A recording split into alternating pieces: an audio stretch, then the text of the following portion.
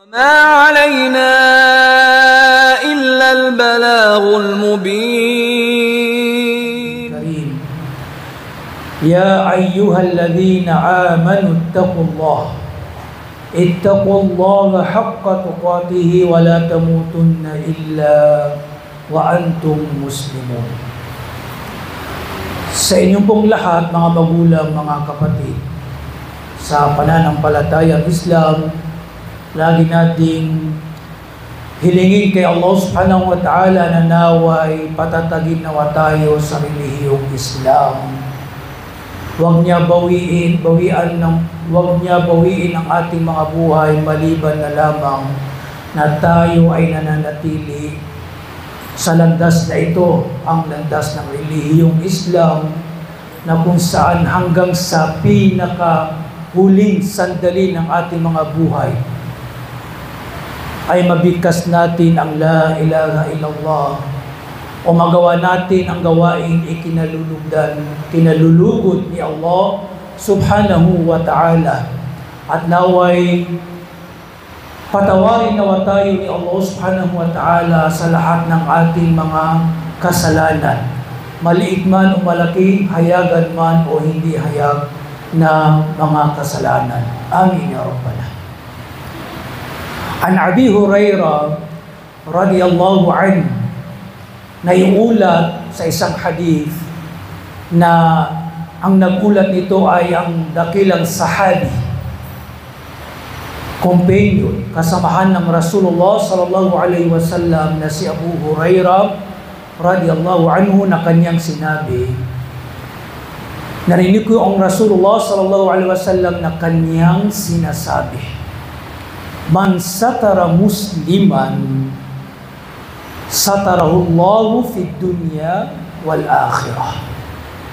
Sino mang Muslim na kanyang pagtakpan o ikubli o itago ang kapintasan, kahihiyan ng kanyang kapatid, bilang gantimpala sa kanya ni Allah subhanahu wa ta'ala, ay tatakpan din sa kanya ni Allah subhanahu wa ta'ala, ikukubli din ni Allah subhanahu wa ta'ala, itatago din ni Allah subhanahu wa ta'ala ang kanyang kahihiyan, pagkukulang dito sa mundo, higit lalo sa kabilang buhay.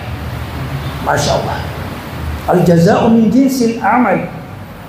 Ang gantimpala ay batay sa gawain. Kung ano yung itinanim siya ang aanihin. At mas mainam pa, sabi ng Rasulullah, sino mang itago niya, takpan niya ang kahihiyan o kapintasan ng kanyang kapatid, gagantimpalaan siya ni Allah subhanahu wa ta'ala ng mas higit, hindi lang dito sa mundo, maging sa kabilang buhay. Itatago ni Allah subhanahu wa ta'ala, hindi niya ipapaalam, isisiwalat, isa sa publiko ang iyong mga kahihiyan, kasalanan o kapintasan. Subhanallah. Ito yung tatalakay natin sa maiksing oras na ito. Hiraman niyo ako ng inyong pag-unawa, pandinig, nang tayo ay magkaunawaan hinggil sa paksa. May sinabi kasi ang ating mga ulama na 3 uri ng kapintasan na dapat takpan o ikubli. Tandaan nyo 3 uri ng kapintasan na dapat itago, ikubli bilang pangkalahatan. Dahil may detalye. At tumutukoy sa paksa na ito, itong hadith na nabanggit natin, na sabi ng Rasulullah, man satara musliman, satarahullahu fid dunya wal akhirah. Ito yung basis natin, dalil natin.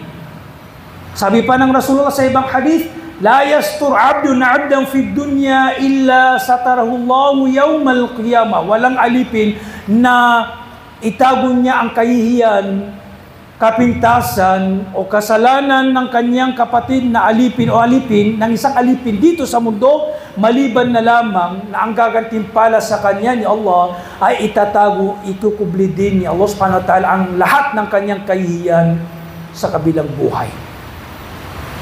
Tayo sa kabilang buhay, matalakay natin ito bahagya. May mga kasalanan na subhanallah, yawm al-fadiha, araw yan na isisiwalat ang mga kahihiyan. Nabanggit sa hadith yung traidor, isisiwalat sa kabilang buhay. Yung mga lumalamon ng mga kayamanan, ng mga ilo, nawalan ng ama, ay makikita natin, subhanallah, yung nakumakain ng riba, isisiwalat doon, makikilala natin yung mga lumalamon ng 5-6, yung mga traidor, nakasulat sa kanilang noo, khain, kaibigan pero traidor. Dinadaya ka sa iyong karapatan, sa iyong trabaho. Lahat yan isisiwalat sa kabilang buhay at makikilala natin sila, subhanallah. Subalit, sa hadith na ito, sabi ng Rasulullah, sino mang pagtakpan niya ang kanyang kapatid, pagtatakpan din ni Allah, subhanahu wa ta'ala. Pero, kailangan natin unawain mabuti ang hadith na ito.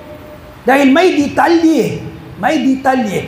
Kasi, may mga tao na may mga kalagayan na hindi applicable dito ang hadith. Yun ang punto. Baka kasi panghawakan ng mga ilang mga taong hayagang gumagawa ng kasalanan, isinasa publiko at pag sinita, sasabihin, hindi ba ipinag-utos ng Islam na pagtakpan ng kapatid para lamang i-justify ang kanilang mga ginagawang hayagang na kasalanan na katulad ng ginagawa ng ilang mga vlogger, Islamic vlogger na kabataan natin, mga Muslim youth, gabayan nawa sila ni Allah.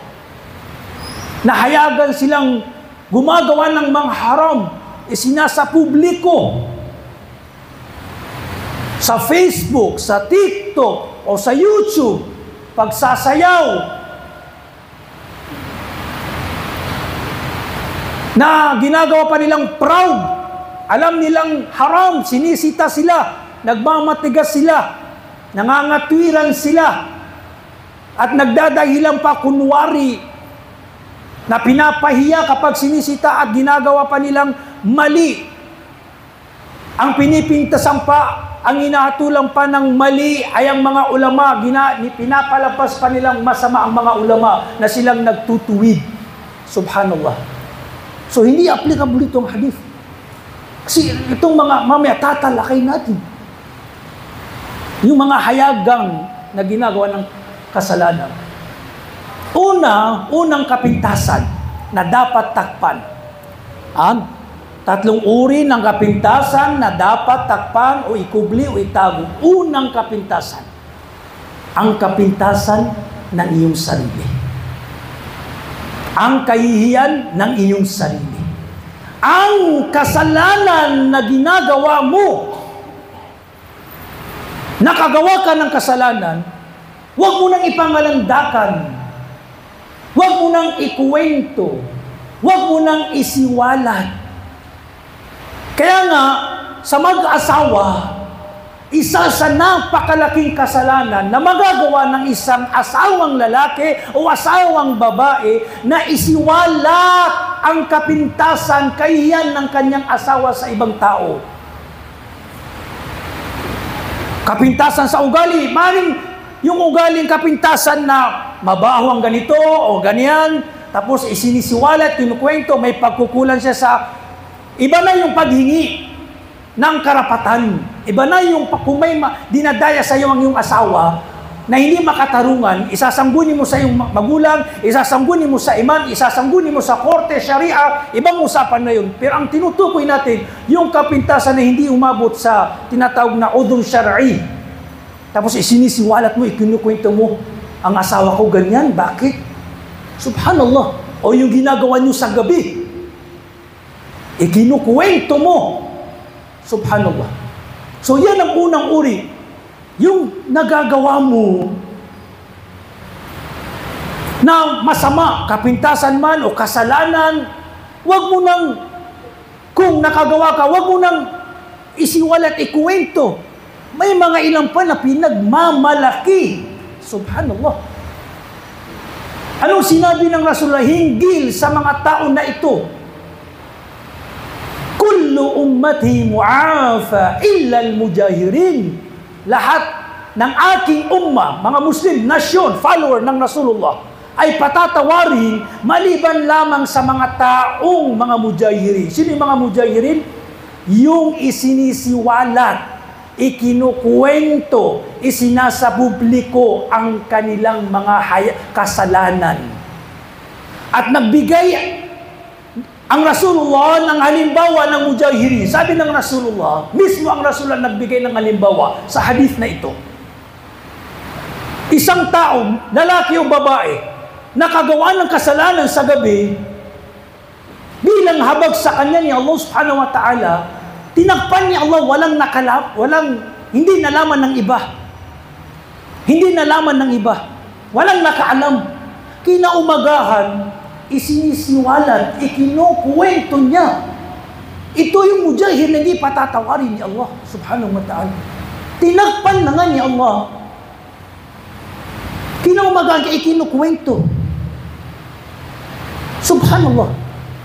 Kaya ang mga mujahirin, mga walang maratabat, walang kahihiyan, walang pride sa sarili. Kasi mga tao na ito, walang pride, tabya. Ang alam nila, pinupuri sila, pero katawa-tawa sila sa mga mabubuting tao. Nasasabi ito, walang hiya, walang kahihiyan. Isinisiwalat, inukwento, pinangangalandakan ang kanyang nagagawang kasalanan. Kaysa mas mainam na itago niya, sinisiwalat pa niya. Kaya sabi ng mga ulama, itong hadith na mga mujahir, ang jihad, pagsisiwalat ng kasalanan, napapabilang dito ang maraming uri kategorya, lalo na sa panahon natin ngayon. Una, yung mga walang pangalandakang gumagawa ng kasalanan sa publiko. Tambayan, dyan, may tambayan o tambayan doon, tambayan dito, doon mismo umiinom ng alak ang Muslim. Yan ang una. Sinisiwalat, ginagawa niya, umiinom ng alak mismo sa mata natin. Di tayo nire-respeto, di niya nire-respeto ang Allah, si Allah subhanahu wa ta'ala, at sinasapubliko pa ang paggawa ng kasalanan. O nagririba, mismo nakikita natin. Pinupuntahan ng yung taong nangongolekta ng 5-6 na alam na natin kung saan nasyon. Subhanallah. Makakapasok dito, sabi ng mga dyan, yung nabanggit natin. O di kaya itong ngayon sa Facebook, sa TikTok, mga vloggers. At mas masaklap to. Mas masaklap to. Kaya itong panahon ng social media, kung di tayo mag-iingat, subhanallah, kung di tayo mag-iingat, napakalaking kasalanan na nagagawa ng isang tao na gumagawa ng kasalanan hayagan sa Facebook o sa TikTok. Lalo na itong mga Islamic vloggers, tabya-tabya sa mga vloggers na mabubuti ang kanilang contents. Na ang pinopromote ay mga Islamic contents, Islamic na mga video o na makakabuti sa Islam. Ang tinutukoy natin dito, itong mga vlogger na ang content ay puro paglabag sa Islam, sumasayaw, nagkumakanta, o di kaya mayroon pang kabataan na may asawa na isinasali sa vlogger ang kanyang asawa. Nasaan ang pride, maratabat? Yung asawa mo, mayroon pang nikabi, tabya-tabya sa mga ariyan na mutanakiba, na isinasama sa vlogger. Ang babae ay tinatago. Ang babae ay tinatago. Hindi pinapangalandakan. Ang gumagawa nito, lalaking walang kahiyan. Lalaking walang maratabat, walang pride sa kanyang asawa. Na hinahayaang ini-imagine ng mga ibang lalaki ang kagandahan ng kanyang asawa. Iyan yung nakakapanood. Sa Facebook ko, i-post mo, nazuzoom. Yung mukha ng asawa mo, nagme-makeup. May mga ilan yung udyok ni Shaitan. Yung mga lalaking masama. Nag-i-imagine, alam mo nyo na, kung saan napupunta ang imagination niya. Pinapahintulot mo yun, kapatid, na gawing parausan o imagination ng iba o ng lalaki ang iyong asawa. Nasaan ang pride, manatabat? Ano yung mapapala mo? Makuha mo ang pera ni Meta. Ito ang problema, fitna sa mga kabataan. Ang popularity, okay lang maging popular ka sa mabuti, okay. Pero popularity sa haram, sa kasamaan, maging huwaran sa kasamaan, at itong pera ni Meta, itong pinag-aagawan. Sige lang, mawala ang aking kahihiyan. Sige lang, magumawa ng iskandalo o ng mga subhanallah kahihiyan sa social media basta makuha ko lang ang pera ni Meta. Hanap buhay. Subhanallah. Okay lang kung sa halal, pero subhanallah ito Allahu Akbar. Vloggers na mga haram, tapos ang matindi pa yung asawa sinasali sa vlogger.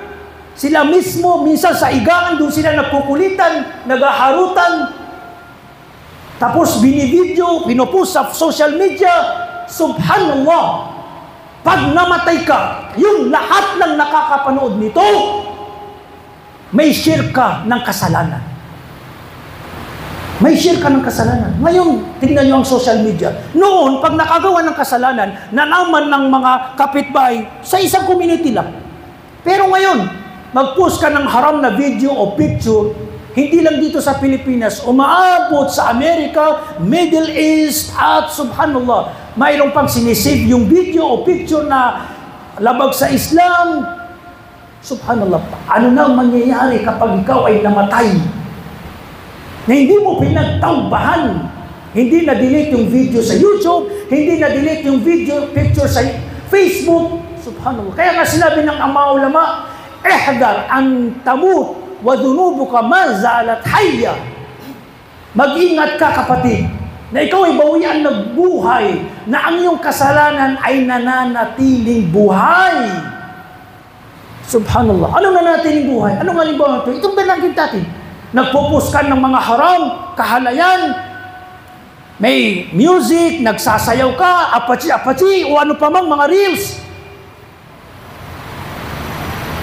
Mga TikTok, sa YouTube, o yung asawa mo, yung babae.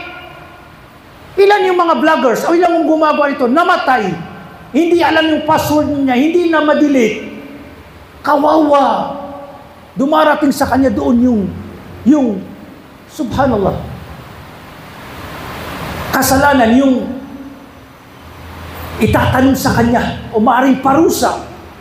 Subhanallah, nakakatakot. Ito yung unang uri na dapat takpan. Yung sa'yo, sarili mo. Takpang mo, kapatid.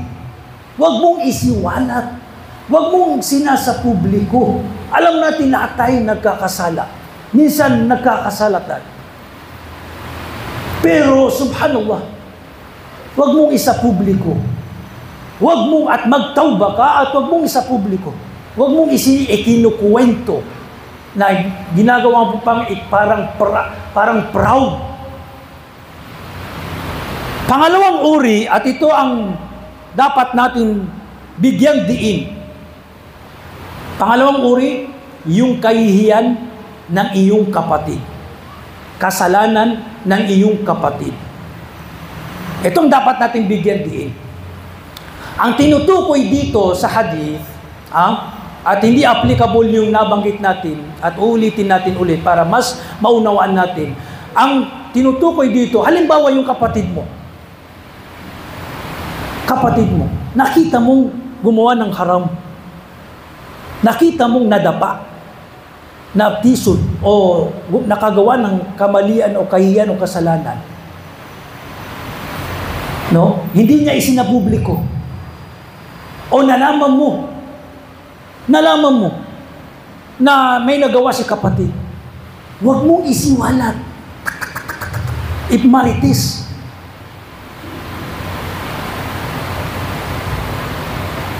Kasi ito, makapapasok ka sa atin, pagtakpan mong kapatid mo, pagtatakpan ka rin ni Allah.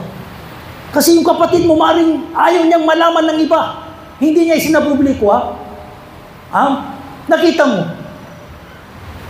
Nakita mo lang na, maaring pumasok sa hotel o di kaya. Pero, yung inkar, yung pagsita, pagpayo, okay, kung kaya mong payuhan, hindi mo ibig sabihin na hihimik ka. Okay, hindi mo nakakausapin. Pwede mong kausapin sa mabuting paraan. Kapatid, haram yan. Ang tinutukoy dito yung isisiwalat mo. Problema pa ngayon, sa pagmamarites, high-tech ngayon. Ang bilis. Chat. Sister o bro, tayo lang. Alam mo, nakita ko si kapatid. Subhanallah. Yung sinabihan mo rin, ganun din. Sasabihin ng isang kaibigan, kapatid, tayo lang Amana, kunwari. Ganun din, hanggang sa palipat-lipat. Ganun din, bubulungan, yung kapatid niya, alam mo, tayo lang, huwag mo ipagsabi. Bubulungin, ganun din. Sasabihin doon sa malapit na, kapatid, alam mo ba? Kasi gusto niya para mapahiya si kapatid. Subhanallah. Yung pagmamarites, medyo limitasyon, lagyan natin ng limitasyon. Subhanallah. Kasi kabilang niya sa panlilibak. Pero yung pagsita, pwede mong idaan. Hindi naman sinabi na mananahimik ka na, ikukubli ay mananahimik ka na. Kasi sabi ng man ra'a minkum munkara falyughayyirhu biyadihi ila akhir. Kung makakita sa inyo ng haram, baguhin niya. Kung niya kaya sa kamay, sa dila, sitahin mo. Kung kaibigan mo, kapatid mo, pwede mong kausapin sa mabuting paraan na hindi kayo mag-aaway. O kahit sa chat, ganyan, huwag mo lang isiwalat, payuhan mo. Na haram yan, kapatid, nakita ko na inabutan ka ng ganito, ng riba. Alam mo ba na haram yan? Sisitahin mo. I-inkar mo.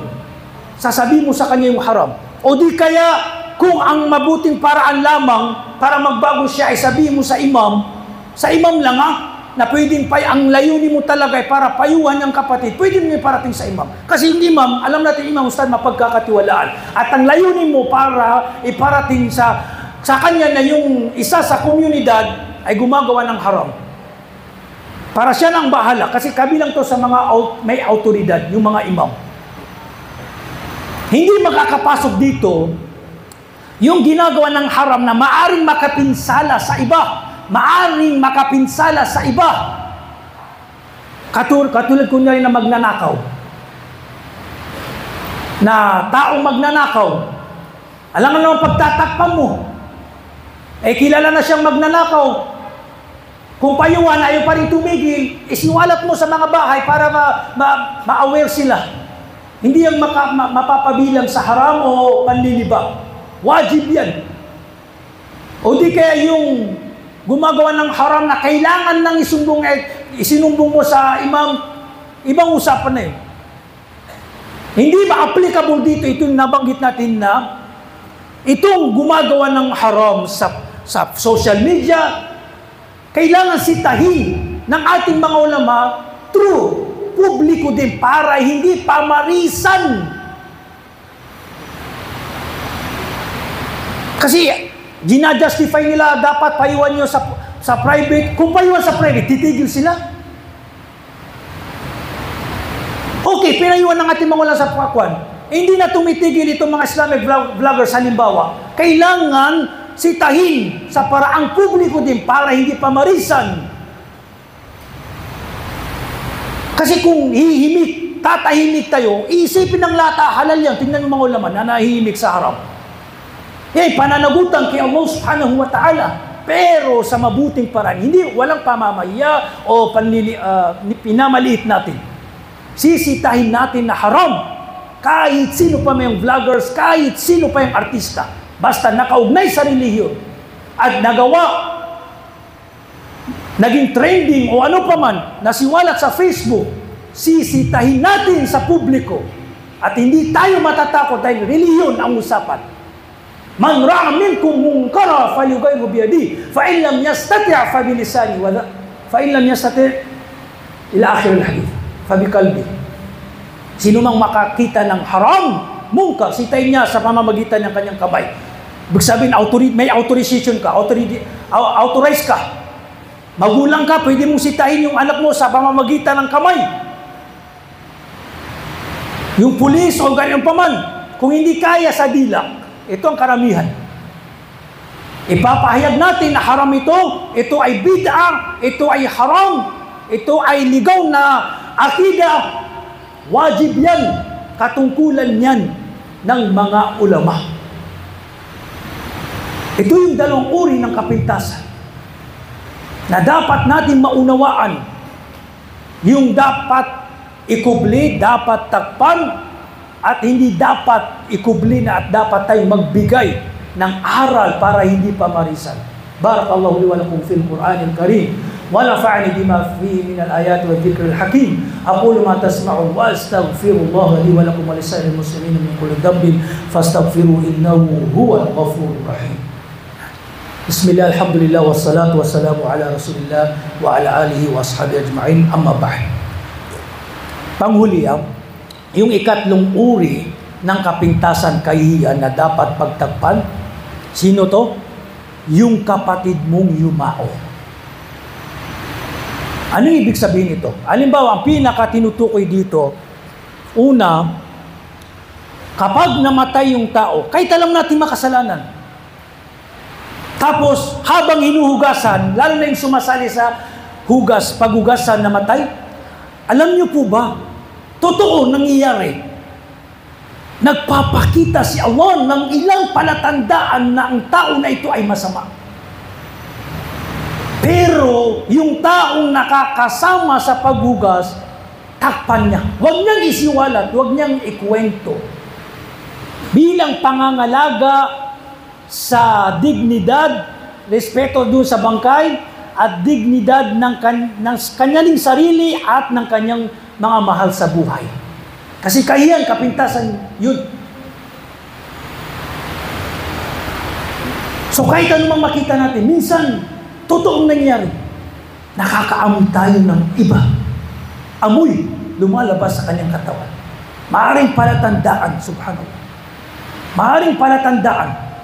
Hindi naman natin nakatulang kagad. Pero, nabanggit ang ating mga ulama na mga palatandaan. Yung mga nakikita natin na minsan nilalapitan ng ahas, yung bangkay, yung libingan niya hindi pa nililibing, may mga ahas na tayong nakikita, subhanallah. Iyadan billah, na ilayo tayo ni Allah sa ganitong kalagayan. O di kaya habang hinuhugasan, iba nasasamyo natin ang amoy, lumalabas. O kaya yung mukha niya nag-iibang, basta, may mga kakaiba. Bilang amana, lalo na yung mga imam at yung tumutulong sa paghugas, hindi pwedeng isiwala. At bilang pangkalahatan, wag na tayo magsasalita ng masama sa taong yumao.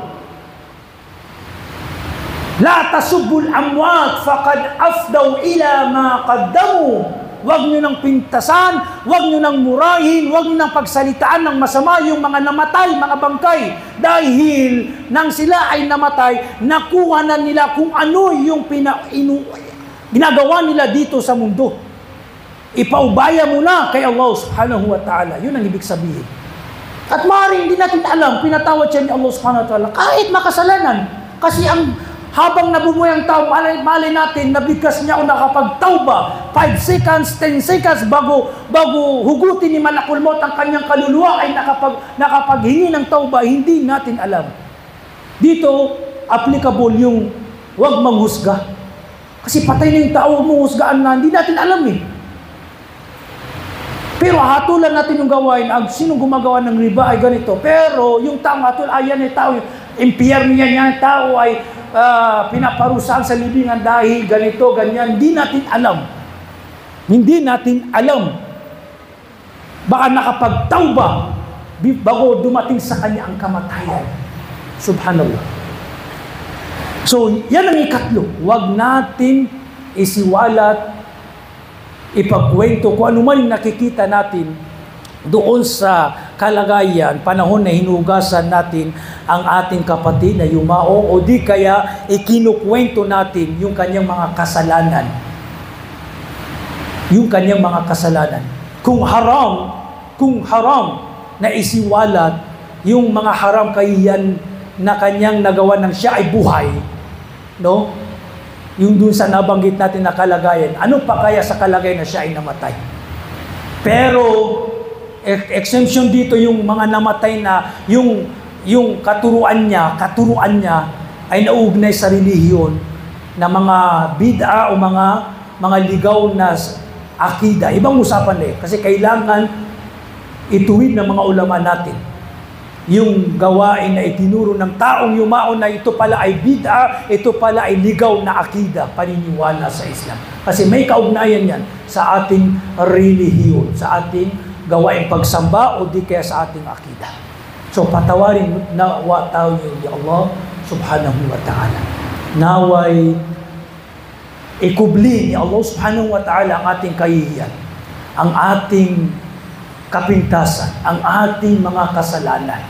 At naway lahat tayo magtauba, laging nagtatauba, nagbabalik loob kay Allah subhanahu wa ta'ala. Ang pinakahihiling natin, huwag tayong bawian ng buhay na dala-dala pa rin natin ang mga malalaking kasalanan. Yadabillah. At naway mabigkas natin ang la ilaha illallah sa pinakahuling sandali ng ating mga buhay o di kaya ang pinakahuling magawa natin ay ang bagay na ikakalugod ni Allah subhanahu wa ta'ala.